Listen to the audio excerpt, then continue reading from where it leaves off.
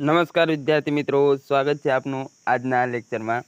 તો આજે આપણે મૌર્ય યુગ પૂરો કરી દેવાના છે, એટલે આવતા વીકથી નવી શરૂઆત કરીએ। બીજી એક બાબત જણાવવાની હતી કે જે મિત્રો એવું વિચારતા હોય કે અમે છેલ્લે બધું કરી નાખીશું, તો છેલ્લે કંઈ નહીં થવાનું ને આપણે ભેગા વળી જઈશું। એના કરતાં અત્યારથી જ બધું ધીમે ધીમે પતાવવું પડશે, કારણ કે હિસ્ટ્રી, જિયોગ્રાફી કે કલ્ચર કંઈ પણ લો, એને યાદ રાખવામાં અને રિવાઇઝ કરવામાં થોડો ઘણો સમય તો જતો જ હોય છે। તો આ એક બાબત હતી। આજે છેલ્લો લેક્ચર છે અઠવાડિયાનું, અને હિસ્ટ્રીનો આ મૌર્ય યુગનો પણ છેલ્લો। તો શરૂઆત કરીએ। અશોકના શિલાલેખમાં જણાવેલ બાબતોની સૌપ્રથમ ચર્ચા કરીશું। તો અશોકના કુલ શિલાલેખો 33 છે, જેમાં 14 મુખ્ય શિલાલેખ, 7 સ્તંભલેખ અને 2 કલિંગના શિલાલેખો અગત્યના છે। આપણે આગળ જોઈ ગયા કે કલિંગમાં ઈસવીસન પૂર્વે 261માં યુદ્ધ થયું અને ત્યારબાદ અશોકનું હૃદય પરિવર્તન થયું હતું। તો કુલ શિલાલેખો યાદ રાખી લેવા કેટલા છે? 33। ગિરનારનો શિલાલેખ જોઈએ તો આ શિલાલેખ ગિરનારની તળેટીમાં દામોદર કુંડ નજીક આવેલો છે। અશોકના જે લેખો છે તે પૂર્વ બાજુ પર 2 ઊભી હરોળમાં છે। ઉત્તર બાજુ પર ગુપ્ત સમ્રાટ સ્કંદગુપ્ત, જ્યારે પશ્ચિમ બાજુ પર મહાક્ષત્રપ રુદ્રદામા। એટલે કેટલાના લેખો છે? તો આ 3ના યાદ રાખી લેવા। મહાક્ષત્રપ રુદ્રદામા જે સક્ષત્રપ કાળના હતા, સમ્રાટ અશોક અને સ્કંદગુપ્ત, આ 3ના આપણને લેખ અહીંયા જોવા મળે છે ગિરનારની તળેટીમાં। જે આપણે જોયું કે સુવર્ણસિક્તા નદી પર આ બંધ બાંધવામાં આવ્યો હતો, સુદર્શન તળાવ તેનું સમારકામની વગેરે જેવી બાબતો પર તેમની વાત આપણને જોવા મળે છે। ગુજરાતના જૂનાગઢમાં અશોકનો શિલાલેખ મળી આવેલ છે, જે પ્રાકૃત ભાષામાં આ શિલાલેખમાં 3 રાજવીઓ અશોક, રુદ્રદામા અને સ્કંદગુપ્તના લેખો છે। તો આ 3 બાદ તમને ચોથો કોઈ ઓપ્શન આપી દે તો એમાં કન્ફ્યુઝ ના થવું। થોડોક પવન છે એટલે કદાચ વિડીયોમાં પવન સંભળાઈ શકે છે। તો જોઈએ આગળ। આ લેખમાં મૌર્ય રાજા ચંદ્રગુપ્તના સુબા રાજ્યપાલ પુષ્પગુપ્ત દ્વારા નિર્માણ કરવામાં આવેલ સુદર્શન તળાવ અને અશોકના સુબા રાજ્યપાલ યવનરાજ દ્વારા સિંચાઈ માટે તેમાંથી નહેરો કાઢવાની વિગતોની આપણને માહિતી મળે છે। ચક્રપાલિતે વિષ્ણુનું મંદિર બનાવ્યું, એ બધી બાબતો આપણે ગુજરાતના ઇતિહાસમાં જોઈશું। ત્યારબાદ છે કંધારનો શિલાલેખ। તો એ જોઈએ કે લગભગ 2250 વર્ષ પહેલાં કંધાર, હાલનું જે અફઘાનિસ્તાન છે, અશોકના સામ્રાજ્યનો એક ભાગ હતો। અહીં તે સમયે સમ્રાટ અશોકે એક શિલાલેખ તૈયાર કરાવ્યો હતો। આપણને ખ્યાલ છે તે પ્રમાણે કે મૌર્ય શાસનકાળ અફઘાનિસ્તાન, પાકિસ્તાન ત્યાં સુધી ફેલાયેલો હતો। તો કંધાર પણ કહેવાય છે કે ભારતનો જ એક ભાગ હતો। આ શિલાલેખ ગ્રીક તેમજ અરમાઇક એમ 2 અલગ અલગ લિપિઓમાં તૈયાર કરવામાં આવ્યો છે, જે સૂચવે છે કે સમ્રાટ અશોકે જે તે વિસ્તારને અનુરૂપ સ્થાનિક લિપિઓનો ઉપયોગ કરીને શિલાલેખ તૈયાર કરાવ્યા હતા। 2 ભાષા અરમાઇક અને ગ્રીકમાં લખેલ છે। તેના પરથી ખ્યાલ આવે છે કે ત્યાં મોટાભાગે આ કદાચ ભાષાઓ વપરાતી હોય ને અત્યારે એ વપરાતી હોય, તો તે ભાષામાં લખેલ છે। ત્યાંથી આપણને એટલી માહિતી મળી જાય કે અશોક જે પ્રદેશમાં જતા હતા ત્યાં તેમની લિપિ પ્રમાણે તેઓ શિલાલેખો કોતરાવતા હતા। હવે જોઈએ બ્રાહ્મી લિપિ। તો આધુનિક ભારતીય ભાષાની બધી લિપિઓનું મૂળ બ્રાહ્મી લિપિ છે। શરૂઆતમાં અભિલેખોનું અધ્યયન કરવાવાળા વિદ્વાનોએ અનુમાન લગાવ્યું કે અભિલેખો સંસ્કૃતમાં છે, જો કે પ્રાચીનતમ અભિલેખ પ્રાકૃતમાં છે। પછી ઘણા દશકો બાદ જેમ્સ પ્રિન્સેપ બ્રાહ્મી લિપિનું અધ્યયન કર્યું। તો શરૂઆતમાં એવું લાગતું હતું કે આ બધા વિદ્વાનો હતા, તેમણે વિચાર્યું કે આ બધું પ્રાકૃતમાં લખેલ છે, પરંતુ એક જેમ્સ પ્રિન્સેપ નામના જે શોધક આવ્યા, તેમણે શોધ કરી કે આ બધું બ્રાહ્મી લિપિમાં લખેલ છે। ઈસવીસન 1838માં બ્રાહ્મી લિપિનો ઉકેલ શોધ્યો।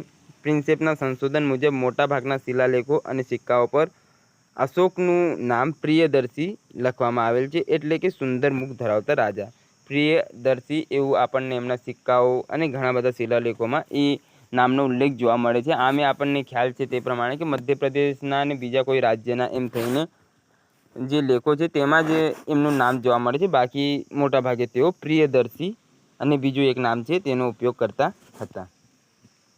નોંધ લેવા જેવી બાબત છે તે જોઈ લઈએ કે જેમ્સ પ્રિન્સેપ દ્વારા અશોકના શિલાલેખની લિપિનો ઉકેલ 1837માં શોધ્યો હતો. એ જીસીઆરટી ધોરણ 11ની ઇતિહાસની પુસ્તક છે એ પ્રમાણે છે. જ્યારે એનસીઆરટીની ધોરણ 12ની પુસ્તક છે તે પ્રમાણે જેમ્સ પ્રિન્સેપ દ્વારા અશોકના શિલાલેખની લિપિનો ઉકેલ વર્ષ 1838માં શોધ્યો હતો. હવે આગળ જોઈએ કે અશોકના લઘુ શિલાલેખ તો ક્યાં સ્થાન પર છે તે થોડાક જોઈ લેવા, કારણ કે અવારનવાર પૂછાઈ જતું હોય છે. તો એરગુડી તે આંધ્રપ્રદેશમાં આવેલ છે. એરગુડી ક્યાં? આંધ્રપ્રદેશ. હું 2 વાર બોલીશ એટલે થોડું ઘણું યાદ રહી જાય. બ્રહ્મગીરી કર્ણાટક. બ્રહ્મગીરીનો જે છે લઘુ શિલાલેખ ક્યાં આવેલ છે? કર્ણાટકમાં. સિદ્ધપુર કર્ણાટક. આપણે પાટણમાં એ છે, પરંતુ આ કર્ણાટકની વાત છે. જતિંગ રામેશ્વર કર્ણાટક. જતિંગ રામેશ્વર ક્યાં છે? કર્ણાટકમાં. રૂપનાથ મધ્યપ્રદેશ. રૂપનાથનું ક્યાં આવેલ છે? મધ્યપ્રદેશમાં. ભાભરૂ રાજસ્થાન. ભાભરૂનું ક્યાં આવેલ છે? રાજસ્થાનમાં. અહરોરા ઉત્તર પ્રદેશ. તો અહરોરાનું ક્યાં આવેલ છે? ઉત્તર પ્રદેશને. સહસરામ બિહાર. તો સહસરામનું ક્યાં આવેલ છે? બિહાર ખાતે. ત્યારબાદ અહીંયા બીજા એ લખેલ છે તે જોઈ લઈએ. ગોવીમઠ કર્ણાટક. ગોવીમઠનું ક્યાં આવેલ છે? કર્ણાટકમાં. રાજુલ મંડીગીરી તે આંધ્રપ્રદેશ. રાજુલ મંડીગીરી ક્યાં આવેલ છે? આંધ્રપ્રદેશમાં. માસ્કી કર્ણાટક. માસ્કીનું ક્યાં આવેલ છે? કર્ણાટકમાં. ગુર્જરા મધ્યપ્રદેશ. ગુર્જરાનું ક્યાં આવેલ છે? મધ્યપ્રદેશમાં. પનગુરરિયા તે ક્યાં આવેલ છે? મધ્યપ્રદેશ. તો આ યાદ રાખી લેવું, પનગુરરિયા મધ્યપ્રદેશ. સન્નાતી કર્ણાટક. સન્નાતીનું ક્યાં આવેલ છે? કર્ણાટકમાં. અને પાલકી ગુંડુ કર્ણાટક. પાલકી ગુંડુનું ક્યાં આવેલ છે? કર્ણાટક ખાતે. હવે આગળ જોઈએ તો અશોકના 14 બૃહદ શિલાલેખો છે જે પૂછાય એવી સંભાવના છે. યાદ રહે એટલા યાદ રાખવાના. પહેલો જે શિલાલેખ છે તે પશુ બલિની નિંદા કરે છે. બીજો છે તે મનુષ્ય અને પ્રાણીઓ માટે તબીબી પ્રણાલીનો ઉલ્લેખ. ચોલ, પાંડ્ય, સત્યાપુત્ર અને કેરળપુત્રની ચર્ચા આ બીજા શિલાલેખ છે, બૃહદ શિલાલેખ તેમાં કરેલ છે. ત્યારબાદ ત્રીજો છે તેમાં દર 5મા વર્ષે સરકારી અધિકારીઓ યુક્ત રજૂક અને પ્રદેશની મુલાકાત લેવાનો આદેશ આપવામાં આવેલ છે. ચોથામાં ભેરી ઘોષની જગ્યાએ ધમઘોષની જાહેરાત કરવામાં આવેલ છે. 5મામાં છે તેમાં ધમ્મમાત્રોની નિમણૂક અંગેની માહિતી છે. છઠ્ઠો છે તેમાં આત્મનિયંત્રણની શિક્ષા આપવામાં આવેલ છે. ત્યારબાદ 7મો છે તેમાં તમામ સમુદાય માટે સહિષ્ણુતાની ઘોષણા છે. 8મામાં જોઈએ તો સમ્રાટની ધાર્મિક યાત્રાઓનો ઉલ્લેખ, બોધિ વૃક્ષની મુલાકાતનો ઉલ્લેખ વગેરેની ચર્ચા કરવામાં આવેલ છે. 9મો છે એમાં વિભિન્ન પ્રકારના સમારોહની નિંદા કરેલ છે. ત્યારબાદ આગળ જોઈએ તો 10મો છે તેમાં ખ્યાતિ અને કીર્તિની નિંદા અને ધમ્મનીતિની શ્રેષ્ઠતા પર ભાર મૂકેલ છે. 11મામાં ધમ્મનીતિની વ્યાખ્યા આપવામાં આવેલ છે. 12મો છે એમાં સર્વધર્મ સંભાવ અને સ્ત્રી મહામાત્રની ચર્ચા છે. 13મામાં કલિંગ યુદ્ધનું વર્ણન, પાડોશી રજવાડાઓનું વર્ણન, અપરાધ કરતી ઔક્તિક જાતિઓનો ઉલ્લેખ છે. અને 14મો અશોક લોકોને ધાર્મિક જીવન જીવવા માટે પ્રેરણા આપી. તો કલિંગનું 13મો છે તે થોડુંક યાદ રાખી લેવો. ને કેટલા ટોટલ બૃહદ શિલાલેખ છે? તો તે 14 છે, એમ યાદ રાખવું. ત્યારબાદ વિશેષમાં જોઈએ તો પોતાની રાજ્યાજ્ઞાઓમાં અશોક હંમેશા કહેતો કે બધા મનુષ્ય મારા બાળકો છે અને પ્રજાના કલ્યાણ માટે તેઓ સર્વોપરિતા ધરાવશે, એટલે હંમેશા આગળ રહેશે એમ. તેમણે તેમના શિલાલેખમાં રાજ્યની પ્રજાને ક્રોધ, ઈર્ષા, હિંસા, અત્યાચાર જેવા દૂષણોથી દૂર રહી કરુણા, દાન, સત્ય, પવિત્રતા, સદવિચાર, સારા વ્યવહારને અનુસરવા જણાવ્યું છે. તેમજ સામાજિક મેળાવડાઓ હોય તે બંધ કરવા તથા પશુવધ પર પ્રતિબંધ મૂકવા જણાવ્યું છે. એટલે તેઓ હંમેશા પ્રજાને શાંતિપ્રિય રાખવા માંગતા હતા અને પશુવધ જેવી હિંસાત્મક બાબતો હોય તેનાથી દૂર રહેવા કહેતા હતા. ધાર્મિક પ્રસંગો હોય તેમાંય બલિ આપવામાં આવે તો તે બધી બાબતોની પણ તેમણે નિંદા કરી એવું કહી શકાય. અશોકે લોકોને જીવો અને જીવવા દોની નીતિ પર ચાલવા જણાવ્યું હતું. પ્રજા ધર્માનુસાર જીવન વ્યતીત કરે અને ધર્મનું પાલન કરે તે માટે ધર્મ મહાપાત્ર નામના અધિકારીઓની નિમણૂક કરવામાં આવી હતી. રાજા પ્રિયદર્શી અશોક તમામ સંપ્રદાયનું સન્માન કરવાનો અનુરોધ કરે છે. ત્યારબાદ સ્તૂપ વાસ્તુકળામાં જોઈએ તો સ્તૂપ એ સંસ્કૃત ભાષાનો શબ્દ છે જેનો શાબ્દિક અર્થ ઢગલો અથવા ટીંબો થાય છે. સ્તૂપ અલગ અલગ આકારના હતા. તે દરેકની અંદર એક નાની દાબડીમાં ભગવાન બુદ્ધ અને તેમના અનુયાયીઓના શરીરના અવશેષો જેમ કે દાંત, હાડકાં, રાખ વગેરે રાખવામાં આવતા હતા. તો અહીં આપણને ખ્યાલ આવે છે કે સ્તૂપ એ સંસ્કૃત ભાષાનો શબ્દ છે અને તેનો સામાન્ય અર્થ ઢગલો અથવા ટીંબો એવું થતો હોય છે. આવું એ રીતે આપણે ઢગલો કરતા હોઈએ અમુક માટીનો હોય એવી રીતે ઢગલો અથવા ટીંબો થાય છે. તેમાં જે બૌદ્ધ ધર્મના અનુયાયીઓ અથવા ભગવાન બુદ્ધ હતા તો તેમના શરીરના અંગો, તેમની રાખ વગેરેને સાચવવામાં આવતા હતા અને એવી રીતે આકાર આપવામાં આવતો હતો જે આપણે આગળ જોઈશું. અવશેષો રાખવા માટે વપરાતી ધાતુની દાબડીને મંજૂસા તરીકે ઓળખવામાં આવતી હતી. તો આ એક મહત્વનું છે. અવશેષો રાખવા માટે જે દાબડી બનાવવામાં આવતી હતી તેને શું કહેવાતી હતી? તો મંજૂસાના નામે તેને ઓળખવામાં આવતી હતી. ભારતમાં બૌદ્ધ ધર્મના ઉદય અને વિકાસ સાથે પ્રારંભિક સ્તૂપ વાસ્તુકળાનો વિકાસ થયો તે આપણને જોવા મળે છે. મૌર્યકાલીન સમયની વાસ્તુકળામાં સ્તૂપ નિર્માણના શ્રેષ્ઠ નમૂના જોવા મળે છે જેમાં સાંચીનો સ્તૂપ, ભારહૂતનો સ્તૂપ, સારનાથનો સ્તૂપ વગેરે સ્તૂપોનો સમાવેશ થાય છે. તો આ બધા સ્તૂપ આપણને જોવા મળે છે. તો તેમાં કયા કયા છે મહત્વના તે જોઈ લઈએ ફરીથી એકવાર. સાંચીનો, ભારહૂતનો અને સારનાથ સ્તૂપ મહત્વના છે. હવે સ્તૂપની રચના જોઈ લઈએ તો પ્રારંભિક સ્તૂપો ગાર માટીના તેમજ કદમાં નાની પરંતુ પાકી ઈંટોથી તૈયાર કરવામાં આવતા હતા. ગાર માટી એટલે માટીના જ બનાવવામાં આવતા હતા અને ગાર માટીમાં આપણે જોઈએ તો સૂકા ઘાસનો ઉપયોગ કરવામાં આવે છે, ચોખાનો અથવા ઘઉંનો. તો તેનું આપણે જેવી રીતે લીપણ કરવામાં આવે છે અત્યારના સમયમાં તે રીતે જ લીપણ જેવું અને ઈંટો મૂકીને એ પ્રકારે સ્તૂપ શરૂઆતમાં બનાવતા હતા. હર્મિકા તો આ આપણે અંદર જોવાના છે તો થોડુંક અત્યારે તો ખાલી વાંચી જઈએ. તો સ્તૂપના અંડાકાર ભાગની ટોચની ચારે બાજુએ આવેલી રેલિંગ વાડને હર્મિકા કહે છે. તે સમગ્ર સ્તૂપને આવરી લે છે. ત્યારબાદ આગળ જોઈએ. અંડ અથવા અંડાકાર સ્તૂપના અર્ધગોળાકાર ભાગને અંડ કહેવામાં આવે છે. અર્ધગોળાકાર ભાગને શું કહેવામાં આવે છે? આવી રીતે હોય તેને અંડ કહેવામાં આવે છે ને તે સૌથી મોટો હોય છે. તે યાદ રાખવું. સ્તૂપનો સૌથી મોટો ભાગ કયો હોય છે? અંડ. ત્યારબાદ મેદી છે. તો સ્તૂપની ચારે બાજુએ ઊંચા રચેલા ગોળાકાર રસ્તા સાથેની વાડને મેદી કહે છે. તેનો ઉપયોગ સ્તૂપની આસપાસ પ્રદક્ષિણા માટે કરવામાં આવે છે. તો મેદીનો ઉપયોગ શું કરવા માટે થાય? તો પ્રદક્ષિણા કરવા માટે. આગળ છે પ્રદક્ષિણા પથ. મંદિર અથવા પૂજાના સ્થળોએ આવેલા ગોળાકાર રસ્તાને પ્રદક્ષિણા પથ કહે છે. હંમેશા પવિત્ર સ્થળ જમણી બાજુએ તે રીતે તે સ્થળની પ્રદક્ષિણા કરવામાં આવે છે. કેવી રીતે? જે પવિત્ર સ્થળ હોય તે હંમેશા જમણી બાજુ રહે તે રીતે. તોરણ તો તોરણ એટલે બે સ્તંભ ઉપર સીધા પાટડા કે કમાનના આકારે પથ્થર આડાપાડી કરવામાં આવેલ સુંદર સ્થાપત્ય. તોરણની અંદર થઈને જનસમુદાય પ્રવેશ કરે છે. હવે આ રહ્યું સ્તૂપ. તે આપણે જોઈએ થોડીક ચર્ચા કરીશું. મેન આની ચર્ચા તો આપણે વારસાના લેક્ચરમાં કરીશું. એના ભાગો વિશે ચર્ચા કરી લઈએ. તો સૌપ્રથમ છે મેદી. સ્તૂપના અંડાકાર ભાગનું નિર્માણ ઊંચા ચબૂતરા પર કરવામાં આવે છે. આ ચબૂતરા ફરતે બનાવવામાં આવતી રેલિંગને મેદી કહે છે. સમજાવું તમને. આ એક ચબૂતરો બનાવ્યો, આના પર સ્તૂપ બનાવ્યો. આ સ્તૂપની આજુબાજુ જે ફરવા માટે માર્ગ બનાવવામાં આવે તેને મેદી કહેવામાં આવે. શોર્ટમાં આમ સમજી શકાય. ત્યારબાદ તોરણ. સ્તૂપની ચારે દિશામાં પ્રવેશ પર બનાવવામાં આવેલા માળખાને તોરણ કહેવાય. આવી રીતે જે સ્તૂપની ચારે બાજુ માળખા બનાવવામાં આવે છે તેને તોરણ કહેવાય. એની તેમની સંખ્યા મોટા ભાગે 4 જોવા મળે છે. આગળ છે અંડ.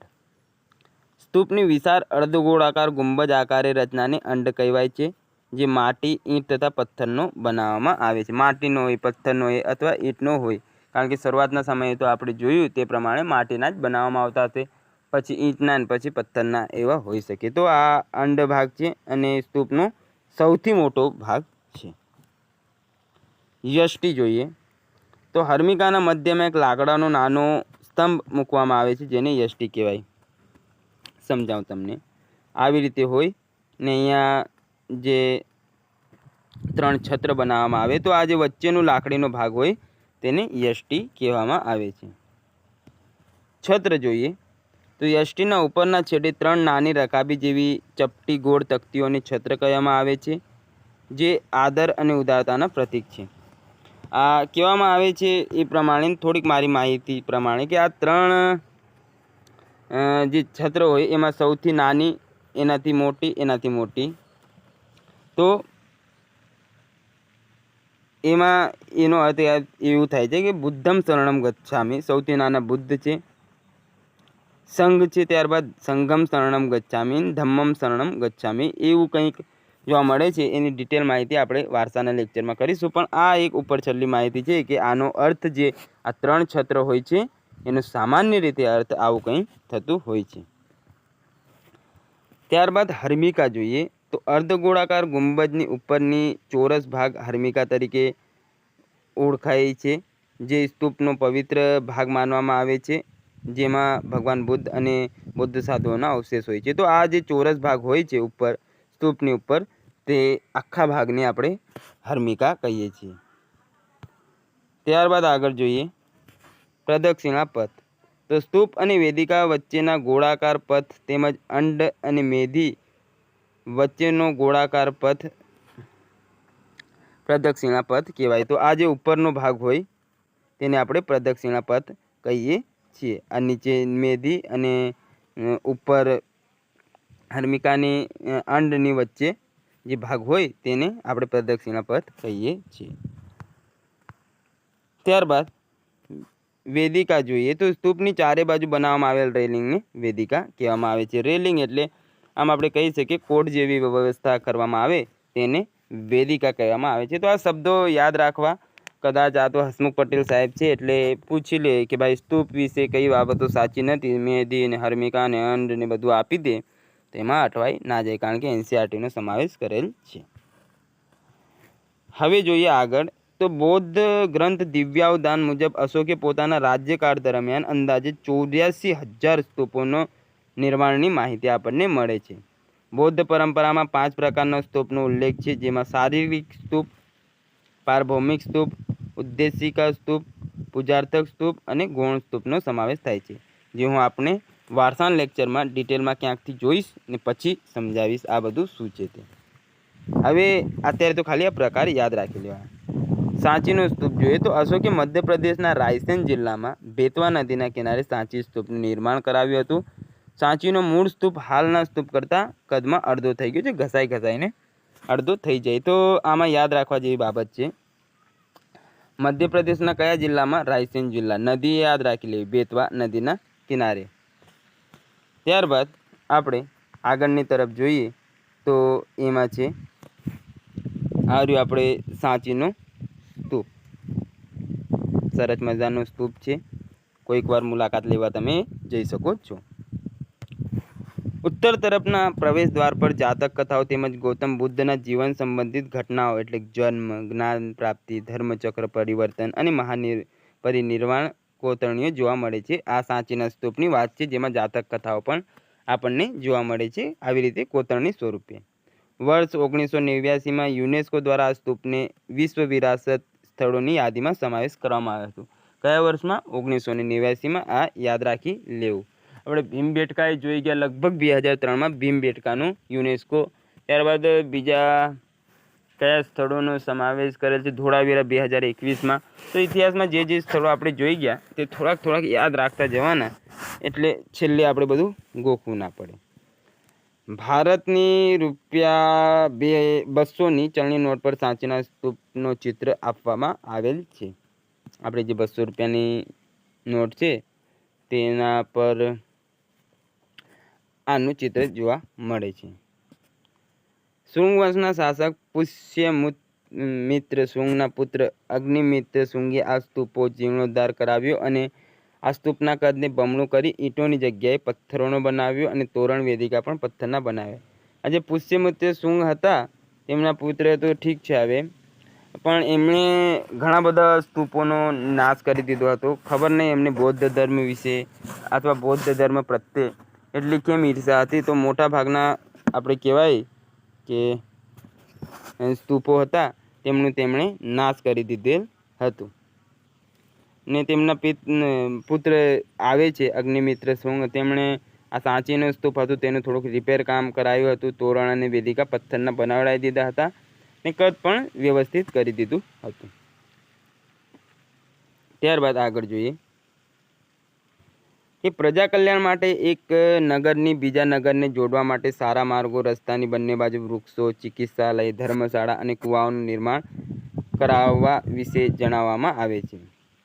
સમ્રાટ અશોકે અધિકારીઓને નિર્દેશ આપ્યો હતો કે જે લોકો વાંચી શકતા નથી તેમને શિલાલેખ પરના સંદેશ વાંચીને સંભળાવવા. જે લોકો અશિક્ષિત હોય અથવા વાંચી શકે તેમ ન હોય, અશિક્ષિત હોય, એ વાંચી ન શકે એટલે તેમને વાંચીને તે સંદેશાઓ હોય તે સમજાવવા વિશે તેમણે જણાવ્યું હતું. આ વિશાળ સામ્રાજ્યમાં લોક સમૂહો વચ્ચે થયેલા સંઘર્ષોના સમાધાન માટે તેમની પાસે બે માર્ગો હતા. કરમાં વધારો કરી સૈન્ય સંખ્યામાં વધારો કરવાનો અથવા જુદા જુદા સાંસ્કૃતિક અને સામાજિક સમૂહોના લોકો વચ્ચે પરસ્પર એકતા અને સંભાવના ઊભી કરી શાંતિપૂર્ણ સમાજની સ્થાપના કરવાનું. સમ્રાટ અશોક પાસે મુખ્ય બે માર્ગ હતા. કરમાં વધારો કરી પ્રજા પાસેથી કર લઈ અને સૈન્ય શક્તિમાં વધારો કરવો જેથી તેમનું સામ્રાજ્ય મોટો થઈ શકે, અને બીજું કે શાંતિપૂર્ણ જીવન જીવી બધાને ધર્મ વિશે સંદેશ આપી અને રાજ્યમાં શાંતિ સ્થાપવી. તો તેમાંથી તેમણે બીજો માર્ગ પસંદ કર્યો હતો. ઉપરોક્ત બે વિકલ્પ પૈકી અશોકે બીજો વિકલ્પ સ્વીકાર્યો તથા ભારતવર્ષના ઇતિહાસમાં યુદ્ધ અને આક્રમણના સ્થાને સદ્ભાવ અને શાંતિની નીતિમાં તે પ્રથમ પુરસ્કર્તા બન્યા હતા. કલિંગનું યુદ્ધ એમના જીવનનું એક મહત્વનું આમ કહેવાય ને વળાંક સ્વરૂપે આવેલ હતું. આગળની તરફ આપણે હવે જોવાના છીએ કે અન્ય મહત્વના સ્તૂપ અને ગુફાઓ. તો સૌપ્રથમ છે ભારહૂત સ્તૂપ. તેનું નિર્માણ મધ્યપ્રદેશના સતનામાં કરવામાં આવેલ છે. ક્યાં આવેલ છે? આ મધ્યપ્રદેશનું જે સતના સ્થળ છે ત્યાં આગળ આનું નિર્માણ કરવામાં આવ્યું છે. આ સ્તૂપ અર્ધ ગોળાકાર હતો. અવશેષોની શોધ સૌપ્રથમ 1873માં એલેક્ઝાન્ડર કનિંઘમ દ્વારા કરવામાં આવેલ હતી. તો આ કોને શોધ કરી તે થોડુંક યાદ રાખી લેવું ને કયા રાજ્યમાં આવેલ છે ને કયા સ્થળે તે થોડુંક યાદ રાખી લેવું. આગળ છે અમરાવતી સ્તૂપ. આંધ્રપ્રદેશના અમરાવતી, પ્રાચીન નામ ધાન્યકટકમાં કૃષ્ણા નદીના કાંઠે આવેલા સ્તૂપ સફેદ આરસ પથ્થરમાંથી બનેલો હતો. તેની શોધ કોલિંગ મેકેન્ઝીએ વર્ષ 1797માં કરી હતી. આ સ્તૂપને મહાચેતીય સ્તૂપ પણ કહેવાય છે. તો કયા સ્તૂપને મહાચેતીય સ્તૂપ પણ કહેવામાં આવે છે? તે છે અમરાવતી સ્તૂપ, જે ક્યાં આવેલ છે? આંધ્રપ્રદેશમાં. અને શોધ કોણે કરી? કોલિંગ મેકેન્ઝીએ. ત્યારબાદ આગળ છે ધમેક સ્તૂપ. આ સ્તૂપ ઉત્તર પ્રદેશના વારાણસી ખાતે આવેલ છે, જેનું નિર્માણ ઈસવીસન 500માં કરવામાં આવેલ હોય એ જણાય છે. અહીં ભગવાન બુદ્ધએ તેમના પ્રથમ 5 શિષ્યોને પ્રથમ ઉપદેશ આપ્યો હતો. ક્યાં આગળ? ઉત્તર પ્રદેશના વારાણસી ખાતે. સૌપ્રથમ મહાત્મા બુદ્ધે પોતાના 5 શિષ્યો જે તેમની સાથે સૌપ્રથમ જોડાયા હતા, કહેવાય છે કે તેમને અહીં આપેલ હશે સૌપ્રથમ ઉદ્દેશ્ય. ત્યારબાદ બોરોબુદુરનું સ્તૂપ છે. આ સ્તૂપ ભારત બહાર ઇન્ડોનેશિયાના જાવા ખાતે સ્થિત છે. આ સ્તૂપનું નિર્માણ 9મી સદીમાં થયું હતું. તે વિશ્વની સૌથી મોટી બૌદ્ધ ઇમારત છે. તો આ મહત્વનો પ્રશ્ન છે કે સૌથી મોટો સ્તૂપ કયો છે? તો બોરોબુદુરનું સ્તૂપ, જે ક્યાં આવેલ છે? ઇન્ડોનેશિયામાં. તેનું નિર્માણ શૈલેન્દ્ર રાજાઓની સમૃદ્ધિ અને વૈભવનું પ્રતીક છે. શૈલેન્દ્ર રાજાઓ હતા તેમના દ્વારા આનું નિર્માણ કરવામાં આવેલ હતું. બીજો ત્યારબાદ છે દેવની મોરીનો સ્તૂપ આપણા ગુજરાતમાં. તો આ સ્તૂપનું નિર્માણ ક્ષત્રપ વંશના શાસક રુદ્રસેન દ્વારા કરવામાં આવ્યું હતું. આ સ્થળને ભોજ રાજાના ટેકરા તરીકે પણ ઓળખવામાં આવે છે. તો આ મહત્વનું છે. દેવની મોરીનો સ્તૂપ ક્ષત્રપ રાજા રુદ્રસેન દ્વારા કરવામાં આવ્યું હતું અને ભોજ રાજાના ટેકરા તરીકે પણ ઓળખાય છે. આ સ્તૂપના અવશેષો ગુજરાત રાજ્યના અરવલ્લી જિલ્લાના ભિલોડા તાલુકાના શામળાજી નજીકની દેવની મોરી નામના સ્થળેથી પ્રાપ્ત થાય છે. અહીંના અવશેષોને વડોદરાની જે સયાજીરાવ ગાયકવાડ MS યુનિવર્સિટી આપણે કહીએ છીએ તેમના સંગ્રહાલયમાં સાચવવામાં આવેલ છે. ભોજ રાજાના ટેકરા તરીકે કયા સ્તૂપને ઓળખવામાં આવે છે એવું પૂછાઈ જાય તો આમ તો આપણને ખ્યાલ આવી જાય કે દેવની મોરીનું સ્તૂપ. આગળ છે મહત્વની ગુફાઓ. તો ભારતીય સ્થાપત્ય કળામાં ગુફા સ્થાપત્ય ખૂબ જ મહત્વનું સ્થાન ધરાવે છે. ઈસવીસન પૂર્વે 2જી સદીથી લઈને ઈસવીસનની 10મી સદી સુધીના સમયગાળામાં 1000 કરતાં પણ વધારે ગુફા સ્થાપત્યના પુરાવા ઉત્ખનન દરમિયાન મળી આવ્યા છે. અશોકના ગુફાલેખો ગયાથી 16 માઇલ દૂર આવેલા બારાબર પહાડી 3 ગુફાઓની દિવાલો પર કોતરાવેલા છે. તેમાં સમ્રાટ અશોકે આજીવક સંપ્રદાયને કરેલા દાન કાર્યોની વિગતો છે. બિહારની લોમેશ ઋષિની ગુફા, આસામની દાર્જિલિંગની ગુફા વગેરે પ્રખ્યાત છે. તો એમના પિતા જે હતા બિંદુસાર, તેઓ આજીવક સંપ્રદાયના હતા અને આજીવક સંપ્રદાય તેમજ એમના જે પિતા હતા ચંદ્રગુપ્ત મૌર્ય તે જૈન સંપ્રદાયના હતા, જૈન સંપ્રદાયમાં માનતા હતા. તો બારાબરની પહાડીઓ અશોકે તેમના પિતાના જે ધર્મના લોકો હતા આજીવક સંપ્રદાયના તેમને આપી હતી દાનમાં. એટલે કહેવાય છે કે અશોક બધા ધર્મ પ્રત્યે સમભાવ ધરાવતા હતા. હવે મૌર્યકાલીન સમાજ વ્યવસ્થા જોઈએ તો બૌદ્ધ અને જૈન ધર્મના પ્રભાવ તેમજ વેપાર વાણિજ્યના વિકાસના કારણે મૌર્ય સમાજમાં પ્રવર્તતી મજબૂત વર્ણ વ્યવસ્થામાં થોડા અંશે પરિવર્તન આવવાથી વૈશ્ય શૂદ્રોના સામાજિક સ્તરમાં સુધારો થયો હતો. મૌર્ય સામ્રાજ્યના મોટાભાગના ખેડૂતો અને પશુપાલકોના ગામ હતા. મધ્ય ભારતના વિસ્તારમાં મોટે ભાગે લોકો જંગલમાં વસતા અને ફળ ફૂલના ઉપયોગથી તથા જાનવરોનો શિકાર કરી આજીવિકા ચલાવતા હતા. તો આ પરિવર્તન જોઈએ છે કે ખેડૂતો અને પશુપાલકોના તે સમયે ગામ હવે વસવા લાગ્યા હતા. લોકો જંગલમાં વસતા, ફળ ફૂલના ઉપયોગથી જાનવરોનો શિકાર કરી આજીવિકા ચલાવતા હતા. સામ્રાજ્યના અલગ અલગ વિસ્તારમાં લોકોની ભાષા, ભોજન તથા પોશાકમાં ભિન્નતા હતી, જે અત્યારે જોવા મળે છે તેવી રીતે. વહીવટી તેમજ અન્ય મહત્વના કાર્યોમાં સરળતા માટે એક મંત્રી પરિષદ કાર્યરત હતું. મંત્રી પરિષદમાં કાર્ય અનેક મંત્રીઓને અમાત્ય, અધ્યક્ષ કે મહામાત્ર તરીકે ઓળખવામાં આવતા હતા. તો આવી રીતે અલગ અલગ નામે પણ મંત્રીઓને ઓળખવામાં આવતા હતા. મૌર્ય કાળમાં જ સૌપ્રથમ પાકી ઈંટોનો પ્રયોગ પૂર્વોત્તર ભારતમાં થયો. મૌર્ય કાળમાં બનેલી પાકી ઈંટોની સંરચના બિહાર અને ઉત્તર પ્રદેશમાંથી મળે છે. તો આ સમય હવે કહેવાય છે કે પાકી ઈંટો બનવા લાગી ને સ્તૂપ નિર્માણે હવે થોડુંક ઈંટોથી એ થવા લાગ્યું હશે. આના પુરાવા આપણને બિહાર અને ઉત્તર પ્રદેશમાંથી મળે, કારણ કે મગધ ત્યાંનું મુખ્ય રાજ્ય આપણે કહી શકીએ કે રાજધાની મુખ્ય ત્યાં હતી.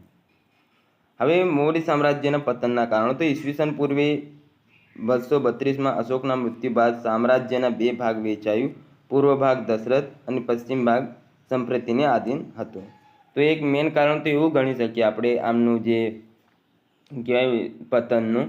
તો રાજ્ય હવે 2 ભાગમાં એટલે 2 ભાગ પડી ગયા, એટલે શક્તિ એ અડધી થઈ ગઈ હતી. મૌર્યએ યોગ્ય વહીવટતંત્ર અને વિશાળ સેનાની મદદથી 150 વર્ષ સુધી શાસન કર્યું. મૌર્ય સામ્રાજ્યના અંતિમ રાજા બૃહદત્તની ઈસવીસન પૂર્વે 185માં પુષ્યમિત્ર શુંગ દ્વારા લશ્કરી કવાયત જોવાના બહાને હત્યા કરી દેવામાં આવી.